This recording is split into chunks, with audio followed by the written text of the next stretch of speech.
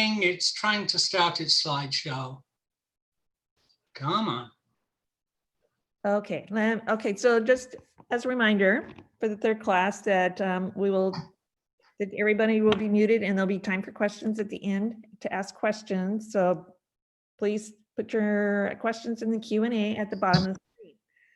So our next class is saving seeds. This class will help you learn tips on how to preserve and save seeds from some of your favorite plants for next year's garden. Stephen Oldfield is our seed saving expert. Stephen has been a master gardener since 2017, and with a distant background in plant pathology research, he specializes in plant diagnostics. He has been building a garden in Vegetative for the past 8 years, assisted by 2 sheep and a dozen chickens. With a vegetable plot, orchard, and ornamental beds to fill, saved seeds have been a key component in developing an evolving landscape. So take it away, Stephen. Thank you. So I really wanted to start with a question. I wanted to start with asking everybody and having you tell me why you would want to save seeds. That's not going to work today. We'll have some questions at the end. So I have asked this question of garden groups before, and I usually come up with my own answer. Jan told you about my garden. There's a lot of it. I look at the cost of plant starts and I say, that's not going to happen. But I'm cheap, and seeds are a lot cheaper than starting with new plants. So either buying seeds or saving seeds, that gets me started. There's also, just because it's there, who can resist when you see an apricot pit or an avocado stone or a wisteria pod? You just want to know if you can grow that. And then 3 years later, you just wonder why that tree is taking up half of your greenhouse, which goes to show that just because you can doesn't mean you should. And then there are more serious reasons for saving seeds. Preserving heirloom varieties. It might be your grandma's favorite tomato, or it might be something you bought at Saturday market and you just want to keep growing that one. I got a tomato called Paul Robeson at Saturday market and have been growing that for a few years because it's a large fruit, like 8 to 16 ounces. It sets fruit at low temperatures. And I just found out why, because it was developed in Siberia, probably in the 1930s. It was first sold on the open market in Moscow in 1990, came to the US in 1992, and now it's growing in Vegetative. There's a lot of history to some heirloom varieties, and it gives you the chance to preserve that flavor, to preserve the things that you like about that plant. It also gives you a chance to evolve your garden. Now, regional adaptation sounds kind of pompous, but if you're selecting the plants that do well in your garden under your growing conditions, and you're taking those, and those are the ones that you're taking the seed from, and they continue to do well next year, you're really evolving your garden into a much more productive engine. And it might be that you're selecting the earliest tomatoes or the largest garlic heads, or just the best color in the ornamentals, the double flowers that you really like. Whatever it is, you're making that a better fit for the garden that you're growing. And you have the chance of creating new variation, which can be exciting in ornamentals. It can be a little bit unpredictable for food crops, and we might want to be cautious with that. So what's on today's agenda? We're going to have to do a little bit of botany, so that will explain the principles behind the seed saving methods and the choice of seeds to save. Botany isn't just about people making long Latin names for things that everybody understands anyway. Hopefully we can avoid all the names. And I'm going to recommend some books. If you really have a thing about Latin names, you can go to the books afterwards and look them up there. So we'll look at what's in a seed, we'll look at which seeds to save, and then I want to go through a bunch of different seed types and look at the practicalities of how do you collect the seeds, when do you do it, what do you use, then how do you store them, and then we'll go through just some plant by plant examples. I've got a bunch of vegetable types and then a bunch of ornamentals, which are a real starting point for seed saving. I'm not getting any messages come up on here, so I'm guessing that everything is going okay, and I'm just going to plow on. Seed anatomy without Latin words. Here's a seed, it's kind of a bean. It was the closest I could get to a bean. It's got a hard outer covering, right? It's protecting it from pests. Think of this bean in the ground with something gnawing on it. It's also protecting the seed from diseases. To some degree, it repels water, and that repulsion of the water, just stopping the water getting in there, is contributing to the dormancy of the seeds. So dormancy is going to come up quite a bit. I don't want to get into it in terms of germination. That's a whole different talk. More in terms of non-germination. If we're going to keep that seed until next spring when we want to plant it, we want to keep that seed dormant. So some of the things that we do in seed saving is to preserve seed dormancy. What's inside? We've got the hard outer covering. Inside, we've got cotyledons or something like that, which is the plant food, which is packaged ready for growing the new plant. Or if it's a bean, ready for us eating if it doesn't get to grow a new plant. The new plant is sitting right here. Think miniature sleeping plant. The plant embryo, it's delicate. That's why we have to handle seeds so carefully. That plant is just the seed's way of making new seeds. But if we pick it up with tweezers and bang it about, that embryo is not going to do well. So it just speaks to being careful when we're handling these things. And everything about that, the chemistry and the coating is designed to keep that dormant until the time when it needs to grow. In terms of selecting which seeds we're going to save and what we're going to grow, it's really the flowers that come first. One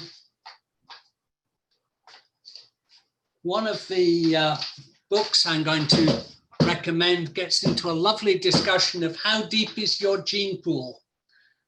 Which varieties are inbreeding, which means they'll be great with self-pollination. They'll be fine with you growing just a small population, and that population will stay vigorous. Heirloom varieties are very often inbreeding like this. And which ones are outbreeding? They need open pollination. And if you don't have a big enough population, they'll suffer inbreeding depression. So the vigor of the plants will diminish over time if you don't have enough variety. We get to the ones that we really need to avoid for seed saving, the F1 hybrids. These are grown so that the generation you grow for production is an F1. It has hybrid vigor. It's two different parents that have been crossed. That generation does very well. And after that, not so much. And then we've got other plants where predominantly they use asexual reproduction, and so seeds and flowers just don't come into it. We've done a little seed anatomy. This was my best attempt at a flower. We're going to look at flower anatomy. It doesn't look like, I don't know what it looks like, but here's the male bits of the flower, the filament and the anther, and the male bits are producing pollen. And then in this flower, we've also got the female parts. We've got the ovary, we've got the style, and at the end of that, the sticky stigma. And with a little help, pollen will be transferred to the stigma. It grows a pollen tube and fertilizes the ova so that we've got seeds developing in the ovary.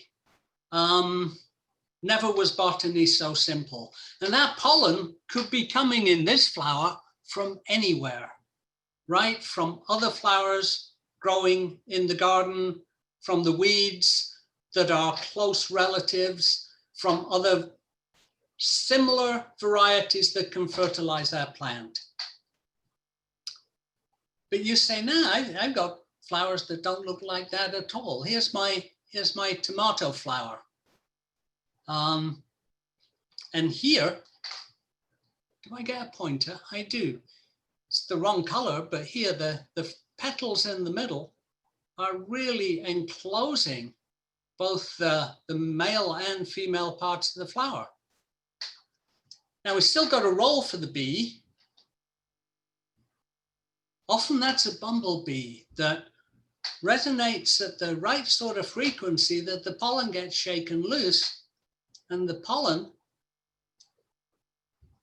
fertilizes the seeds, but it's only pollen from that same plant. So this is forced inbreeding. This is self-pollination. Now there are some tomatoes where these parts can, or the style can extrude beyond the level of the petals, and so you can get a little bit of outcrossing. But primarily, these are self-fertilized, and this is why tomatoes breed relatively true. If you've got a squash, you've got a whole different ball of wax or box of seeds. Here's a female squash flower, and see behind it, you see it's the female. This is where the squash is going to develop. There's the male squash flower. The male squash flower just has the filaments and the anthers. The female has got the stamen and the style. And this time the pollen has got to be transferred from one flower to another. Now they might be two flowers on the same plant, in which case you've got self-pollination effectively, but they might be flowers from a different plant. It's forcing the issue of outcrossing and open pollination. So when we're selecting seeds to start, then inbreeding, self-pollinating vegetable garden varieties like heirloom tomatoes, beans, peppers, lettuce, and cucumber, these are all great starting plants for seed saving and growing. And then we'll look at some ornamentals too, especially open pollinated natives.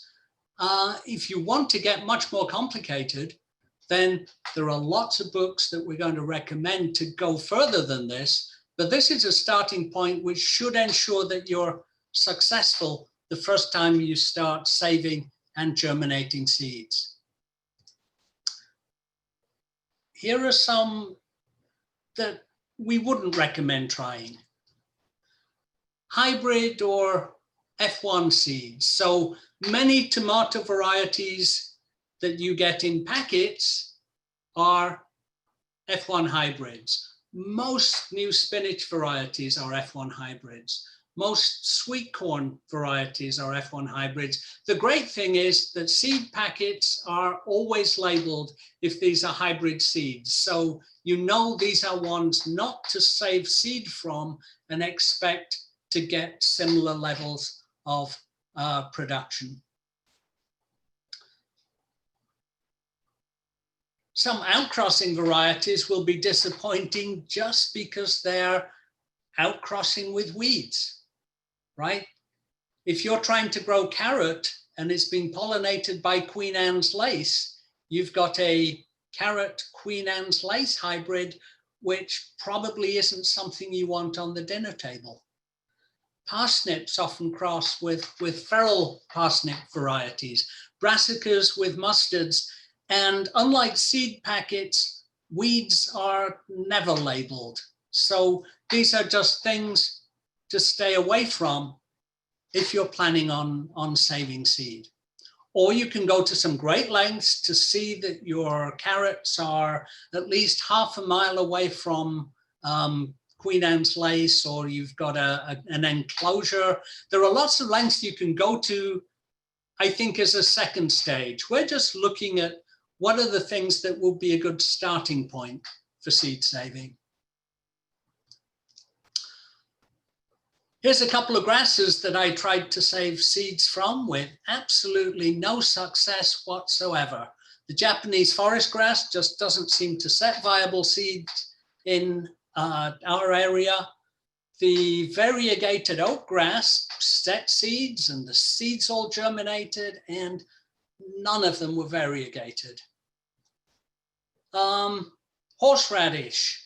Yes, it will send out a flower spike. It might be 3 to 4 foot tall with nice white flowers on it. And none of the seeds are viable. Rhubarb. You probably have one of your rhubarb plants send up a flower spike and you think, great, this is bolting. I could get seeds from that and I could grow rhubarb. Do you really want to grow rhubarb from a plant that bolts early? You're much better off getting much more reproducible results if you can use root cuttings. Woody herbs, generally stem cuttings are best. Fruit trees are usually grafted for predictable results. Potatoes, yes, breeders plant seeds. We all see the little flowers growing on the potatoes and breeders will take the seeds. But when they plant the seeds, they don't get potato tubers that first year, which really is the goal that most of us are going for. It takes several years of growing on to be getting seed potatoes. And so we plant seed potatoes, which are just potatoes cut up and stuck in the ground. And then we can do that selection and grow the ones that are most productive for us. Garlic, unpredictable in seed setting, and separated garlic cloves are the best way to go for growing garlic. So some plants to select, some plants not to select. Something to bear in mind if you're growing plants and expecting to save the seeds, you might need some extra space. This tomato plant, this lettuce plant, which was grown on for seed, was about 4 foot high when I was finally getting the little feathery seed heads, and it was pushing my tomatoes out of the way. So allow the extra space beyond the normal harvesting size if you're going to be growing for seed production. You might need to allow some extra time too. Think of a cucumber grown on for seed production 4 or 5 weeks beyond when it would be harvested for eating. And it looks disgusting, this yellow inflated cucumber. It needs a lot of extra time if you're going to save that for seed. If it's a biennial, like with a lot of brassicas or beets, let's say, you'll need a whole extra year of growing on before you're getting viable seeds that you'll be able to plant the following year. So allow some extra time, allow some extra space. And with some things, you're dealing with some tricky timing. So you might have a flower head with seed pods, which are going to burst open and release the seeds. You need to be tracking those every day to say, are these ready yet? And the day that you don't go out there and look is the day that the pods will ping and scatter the seeds all over the garden. We'll also look at some soft fruits that need to be mature, but in this case, not fully ripe. And that's for reasons of seed dormancy, and we'll get to that. How are we doing? Hopefully you're hanging in there. I can't see from here. Let's look at the practicalities of seed handling and the tools you need. Firstly, for dry seeds, the one and only benefit of aging that I found is that you get more pill bottles that you can use for storing seeds in.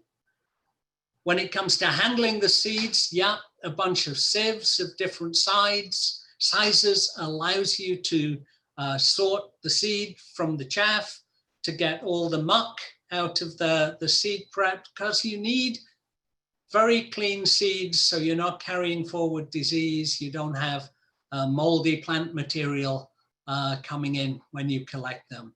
I like to shove the seeds around with a spatula and a paintbrush, because then I know I'm not squeezing them to death with tweezers. Remember, these are delicate. These are little plant embryos, and you need to be really very careful in the handling. We'll come to some special cases later. For soft fruit, a mason jar, a sieve. Set a sieve aside. Don't use just a regular kitchen sieve, because some of the seeds are toxic. And you don't want to be carrying that back into the kitchen and sieving flour with it.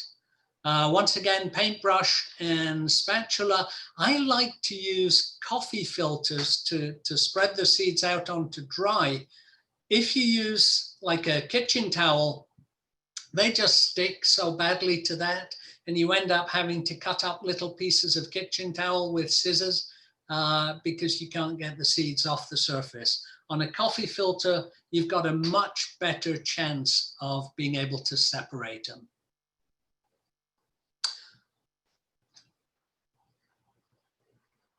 I said we weren't using technical terms. So parachutes and feathers and pods and capsules. Let's go through the different types of seeds that you might be trying to save, and then we'll look at some individual varieties and special cases. Just a note on this one, that the future germination of these seeds depends on appropriate treatment and appropriate storage, just as much as it does on the sowing when it comes to germination.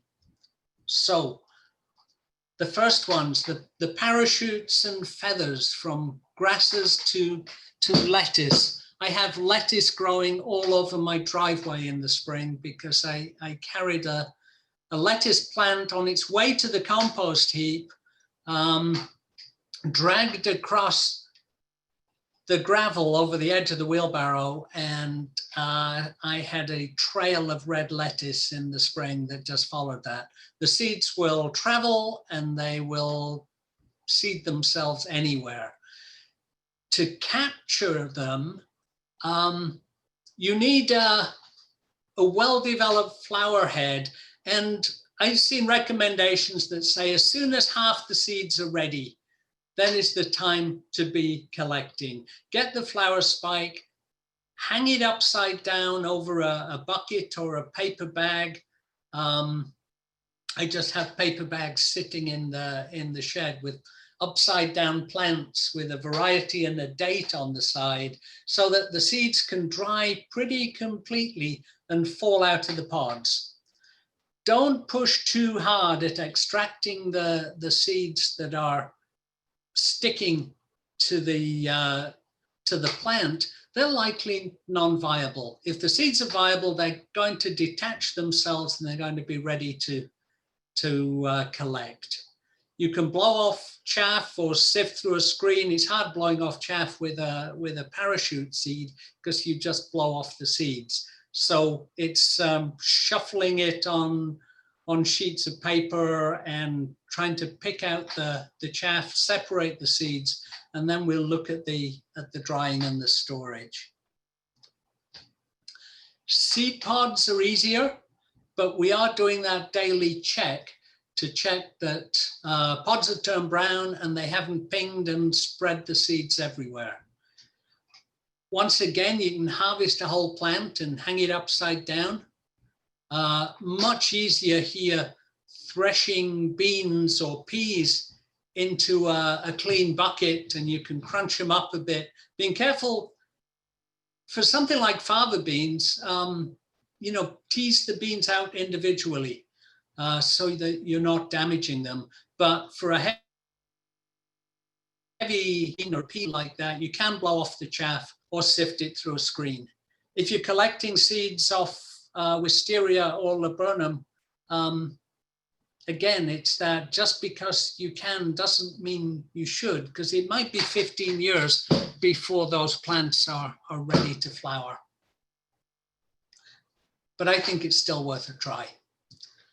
Seed capsules, a lot of the same thing. You're testing for mature seed when the capsules are drying out. Harvest on a dry day, because you don't want to be making little damp clumps of seeds in the bottom of the bucket because the dew was dropping off the seed heads.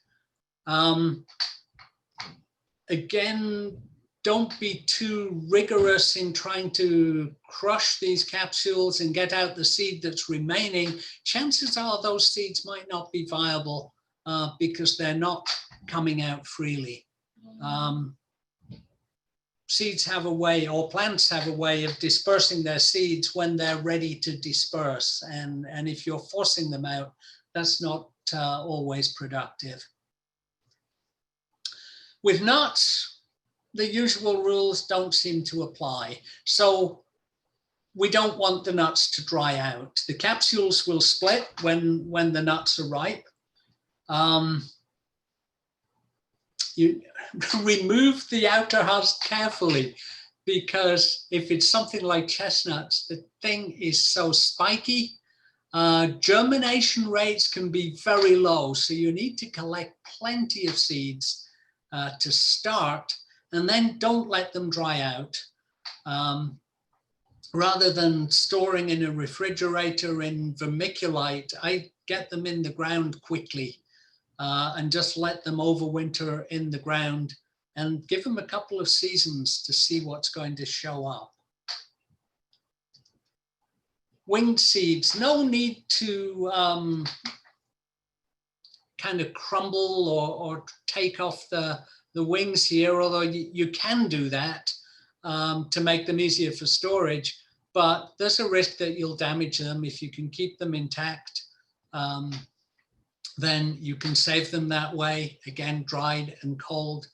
But because of low germination rates, something else that you need to save plenty of seeds to get these to work. Catkins, dry day, paper bag. So same sort of principles as we had for the parachutes and the feathers. And let the catkins disintegrate completely. And then the freed seeds can be saved and collected. With cones, the trees that are fruiting most heavily are the ones most likely to set fertilized seed. So collecting an isolated cone from a tree that doesn't seem to be particularly productive might not be the way to go. Find one that's fruiting heavily, collect cones from there. They're ripening in autumn usually. And they can take 2 or 3 summers to mature. So you can be scouting trees for a while before you select the one that you want to try and grow from. Avoid the cones with insect damage. You're going to have a bunch of cones in a tray drying at room temperature. And so you don't want to be adding pests and either mold or insects to that tray. Just let them open naturally or give them a little warmth if it helps. And this is one time when I will say that tweezers can be used, but be gentle with them. And soft fruits. Now this is where it gets really messy. And I'm thinking here of, say, tomatoes or that big, squishy, yellow-brown cucumber that I mentioned earlier. Let the fruit get overripe to ensure that the seeds are maturing. And then you cut open the fruit and remove the seeds by hand. For smaller fruit and berries, you can pulp them, just squish them with your fingers. Put them into that mason jar, as we showed in the picture, some warm water. You can put a little dish soap in there too later, but shake it up with the warm water and let this stand for 3 or 4 days. Now there's a kind of fermentation going on, and that helps protect against some seed-borne diseases. It also breaks down some of the germination inhibitors that would have stopped those seeds from growing. Put in a bit of dish soap and the seeds, the viable seeds, should sink to the bottom. And then you can pour off the goop that's collected on the top. You can dry the seeds on coffee filters and get them thoroughly dry before we'll put them in jars and keep them cool. So a bit squishy, a bit messy. You need to be able to tolerate having mason jars full of moldy berries standing around in your kitchen, but it's worth it. Now, hard berries, these are the ones where, here we're looking at mountain ash or hawthorn, and they develop inhibitors to germination in the seeds as they ripen. I'm sure I collected hawthorn way too late last year. I squished them up, cleaned them the way I just showed for the fleshy fruits, put them into pots. They've stood for a whole year and absolutely nothing has happened. Whereas the mountain ash, which I caught a bit earlier, those have germinated. Now, quite what I'm going to do with 4 mountain ash plants, I don't know, but they germinated. That was the point of the exercise.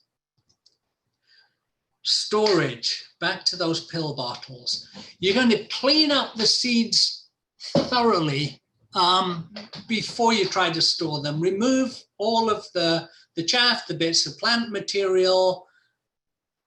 You can soon tell when you open one of those jars in the spring, and if something has had moisture in there, there are little feathery threads of mold growing on top of the seeds, or there's enough of a moldy aroma that you say, this one didn't dry out properly.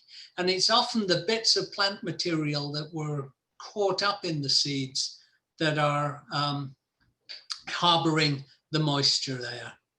They can also harbor disease in damaged or shriveled looking seeds. So give them a good inspection before you get them into the jar.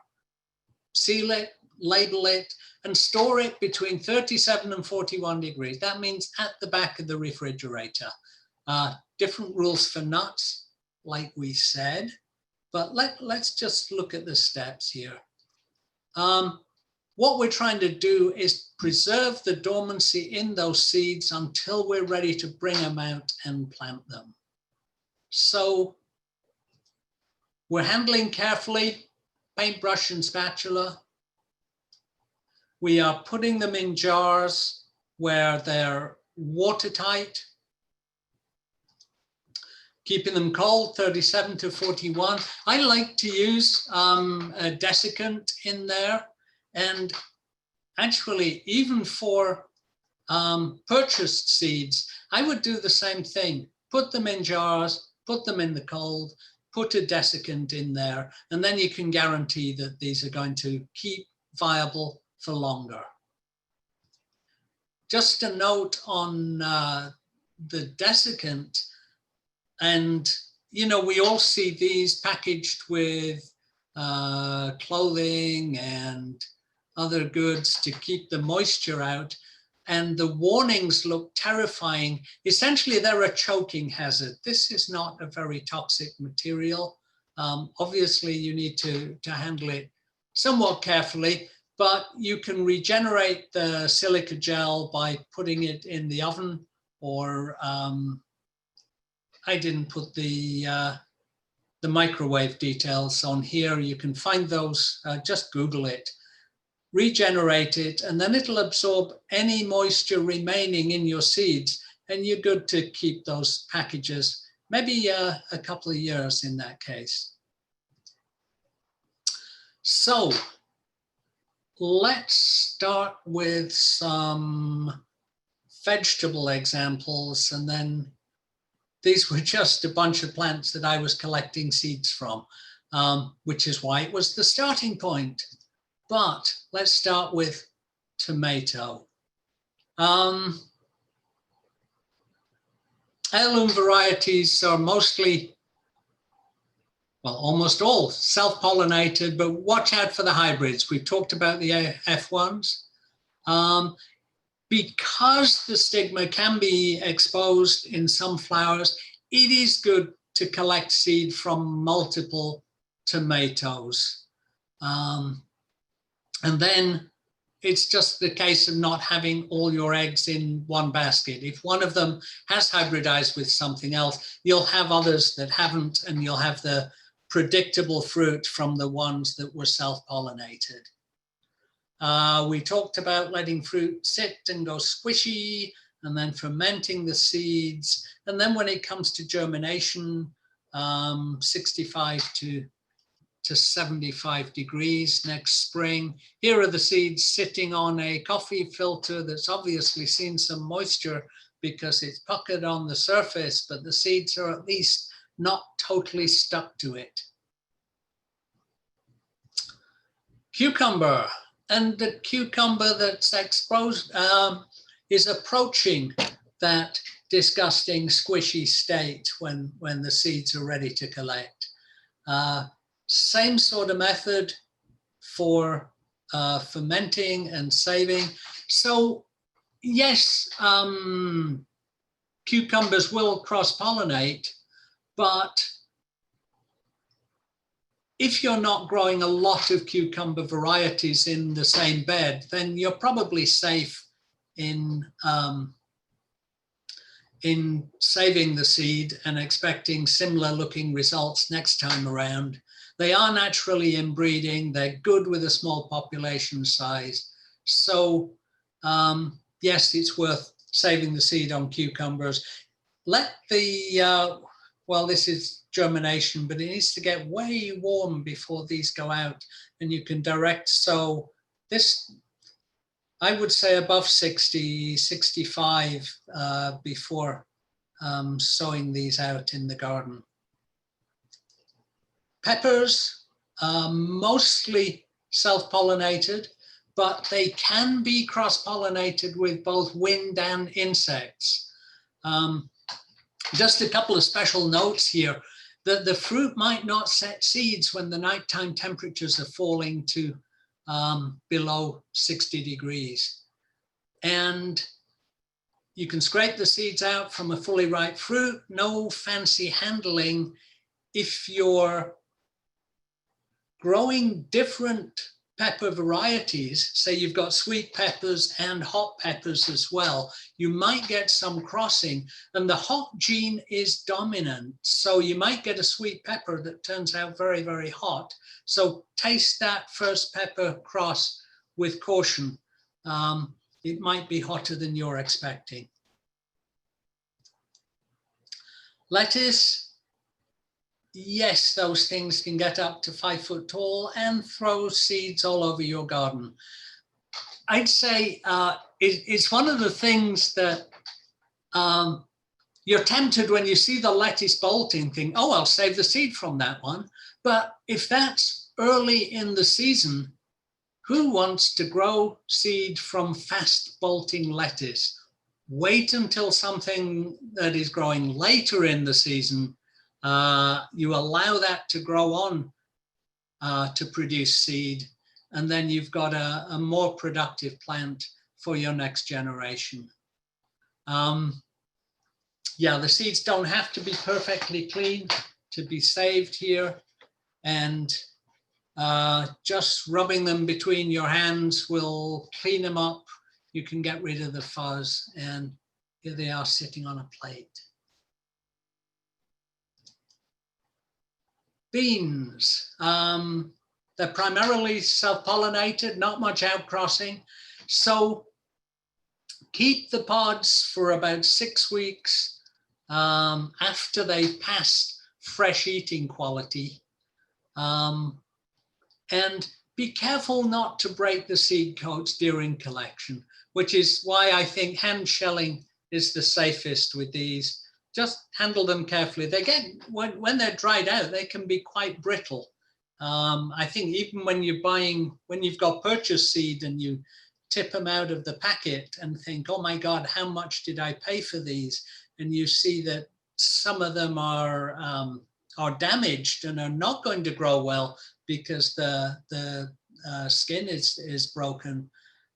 Yeah, it's worth handling carefully. And now some of the ornamentals, California poppies. I think we've talked about these capsule type seed collection, but the little hint here that the white flower color is dominant, and it is just fascinating to watch over a number of years. The color changes moving through the population with the orange, the yellow, and the white. I just let mine self-seed all over a gravel area and watch the population evolve. Oriental poppy, the large plant is dominant over the small one.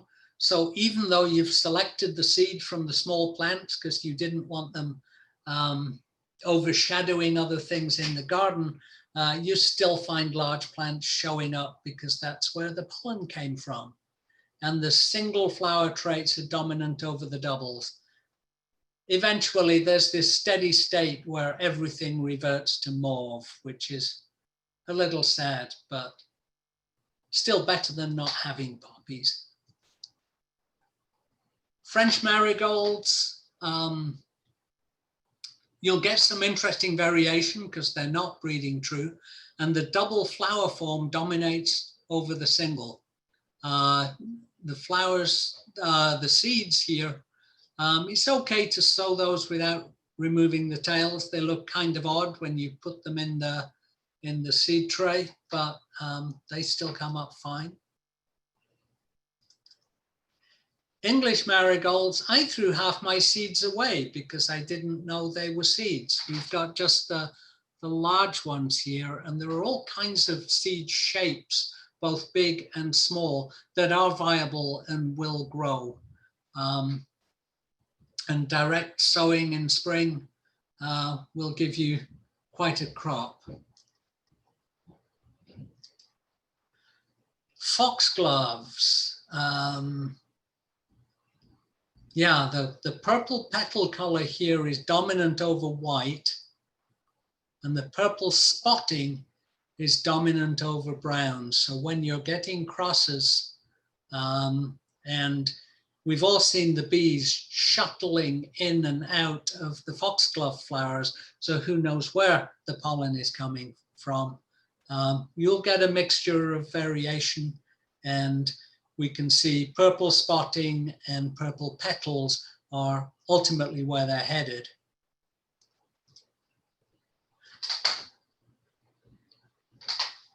and lupins. Some breed true, some don't. For even germination of these, you need to just nick the seeds or rub them on sandpaper or soak them for 24 hours prior to sowing, because that seed coat really is extremely watertight, and it's going to take a long time for that to break down so the seeds can germinate.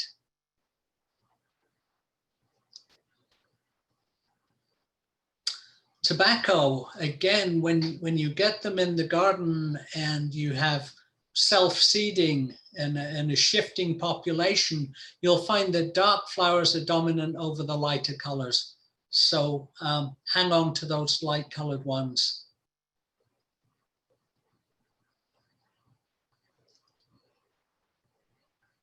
Clematis, the results are so variable here that you might be better just taking cuttings, since cuttings are relatively easy. And maybe that's another topic for next year or next meeting. But still worth a try, because you can get some interesting flowers, and they look very odd with the big fluffy seed heads sitting in grit. And you're expecting something to grow, but grow they do. And mullein, as if it ever needed help. I helped mullein one year, and now I have a garden of mullein. If you want to sow the seeds, there are millions of seeds being produced in a spike like this. You can mix the seeds with fine sand for surface sowing. Once you've got it established, it's just going to show up everywhere. Seeds produced in quantity doesn't quite cover it. Seeds just produced en masse. And a bunch of the things that we've looked at, I put this in there because there's still time to throw some things out there, so they'll have stratification over the winter. They'll be subject to cold and warm and wet and cold, and then in spring they'll be ready to grow. A little fine gravel over the container just stops crusts forming when it's dry and stops moss growing. Plunging the pot up to the rim in soil or sand means that over the winter, it's not going to freeze all the way through. And then the fall sown seed will be ready to germinate next spring. I'm going to refer to 3 of the books that I used here. Just fabulous books. They're referenced in the Eugene Library reference material. And I've got the link up there, and you can find them on the shelves at the library. Also, the Eugene Library has a seed library where you can probably find, I don't know what's in there right now, a bunch of things to look for next spring. And I should acknowledge both the library reference materials, the Lane County Master Gardener Association, and all the people who've donated pictures for this presentation but didn't know that. The Seed to Supper course materials as well really helped in putting this together. And for future questions, then the Plant Clinic contact details are here. And that should be time for questions.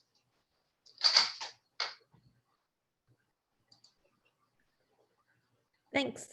Thanks, Stephen. I have a question here for you. Please put your questions in the Q&A for Stephen.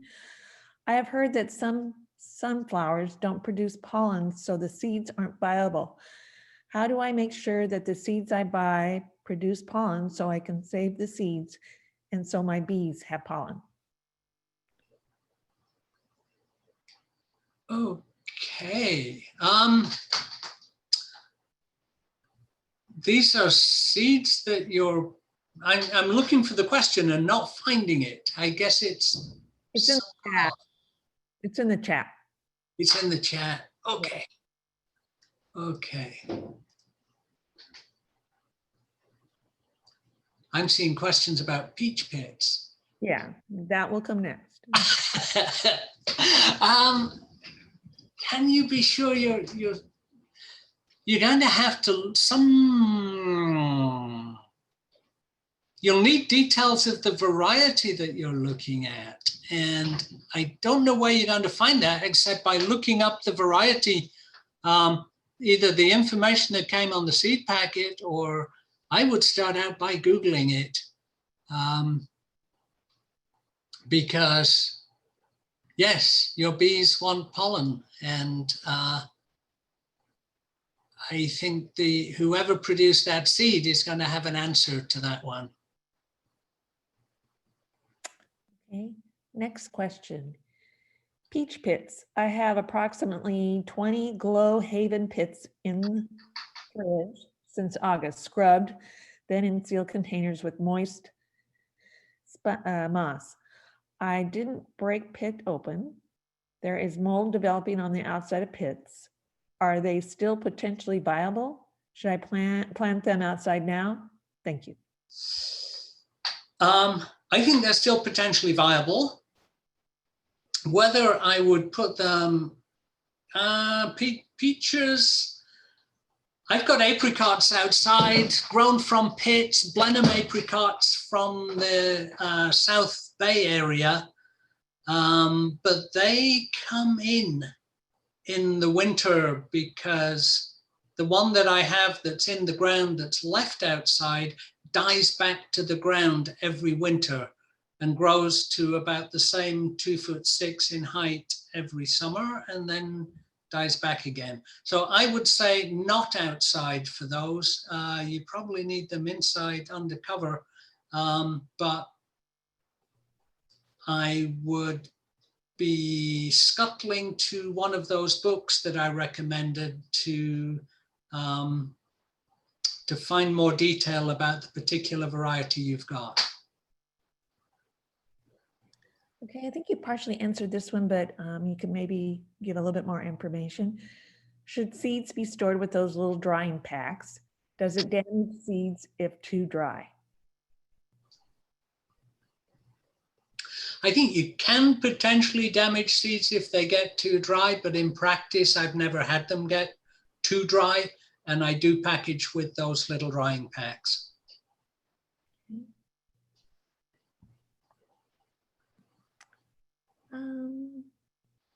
Any more questions out there? Please put them in the chat box. I mean the Q&A box, sorry.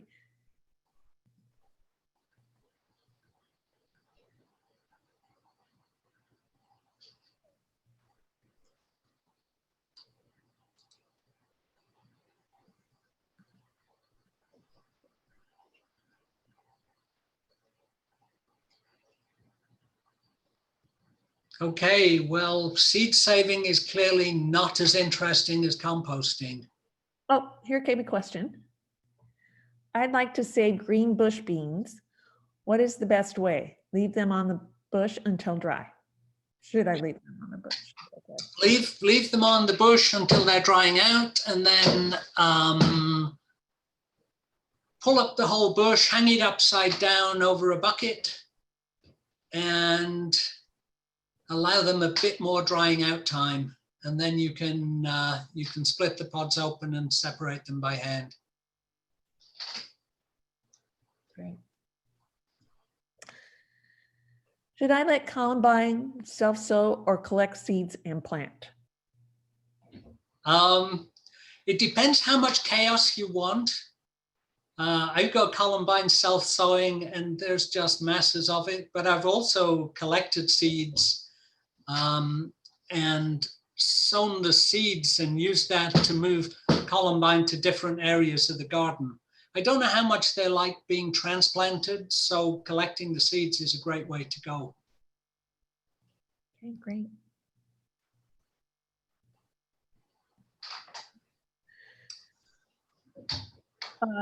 Could you please just repeat the way to collect tomato seeds?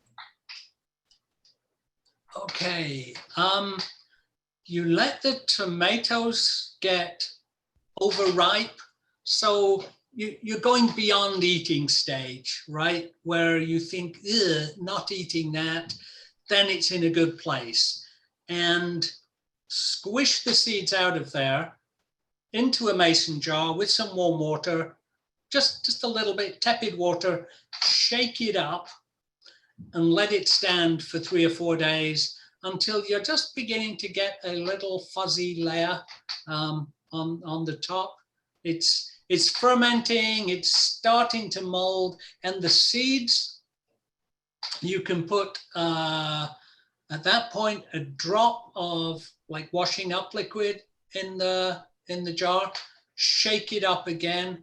It'll help the seeds separate from the mush. The viable seeds will fall to the bottom. You can pour the other stuff away and then dry the viable seeds, scoop them out onto a coffee filter and then dry them out thoroughly. Okay. If I don't have room in my refrigerator, what is the second best place? Somewhere cool and dry. And you're going to some length to make sure it's dry. So, emphasize the cool at that point. Okay. Will native seeds grow, such as camas, as purchased seeds? How long will saved seeds last? Ooh, how long they last is just so variable, dependent on the conditions. And it varies by seed type. So some things will last many, many years. And often there's, on a packaged seed, there'll be a viability measure, right? And it's like 80% viable after 2 years, and it'll keep losing 80% each year. It's so plant specific, I would try to look something up on an individual plant and see what you can find. But it will do better for being dry and being cold. Okay.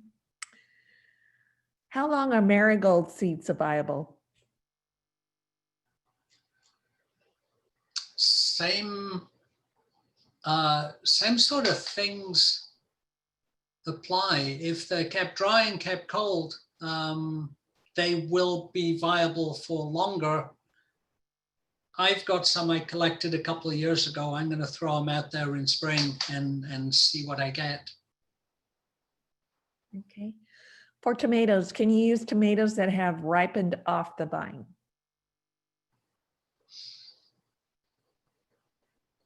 As long as they ripened enough on the vine. Okay. I don't know quite where the cutoff would be. I mean, I'd feel much more confident if something did ripen on the vine until it was icky. But standing in the windowsill, it's still worth giving it a try. Okay. All right. Well, thank you, Stephen. That was great. Thank you. Okay, we'll take a couple minutes to get ready for our last hour on winter squash.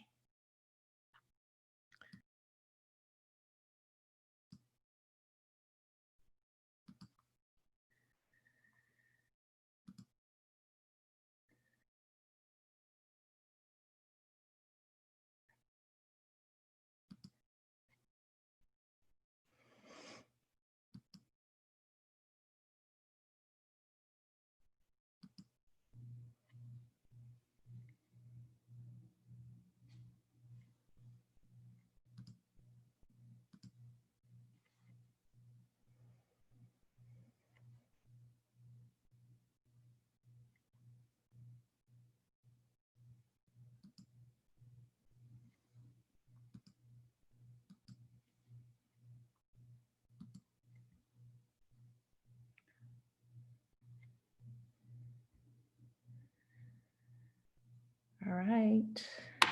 We'll wait one more minute. We'll wait till up 2 o'clock and then we'll start.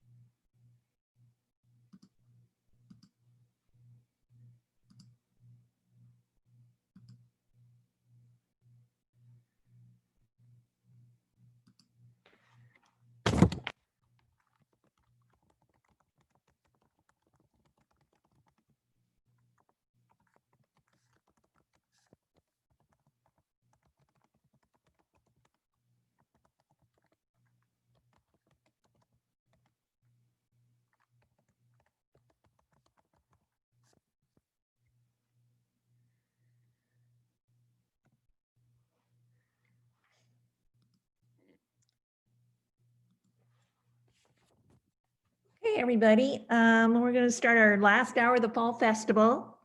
And just another reminder to let everybody know that you will be muted and to please put your questions in the Q&A.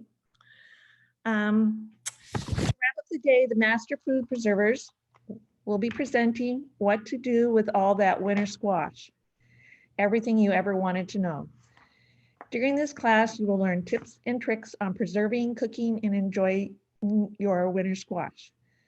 This presentation will start with information about Master Food Preservers from Nellie Ayler, followed by their video on winter squash. We will be stopping the video between each presenter and at the conclusion of the video for questions and answers. There'll be lots of time for question and answers.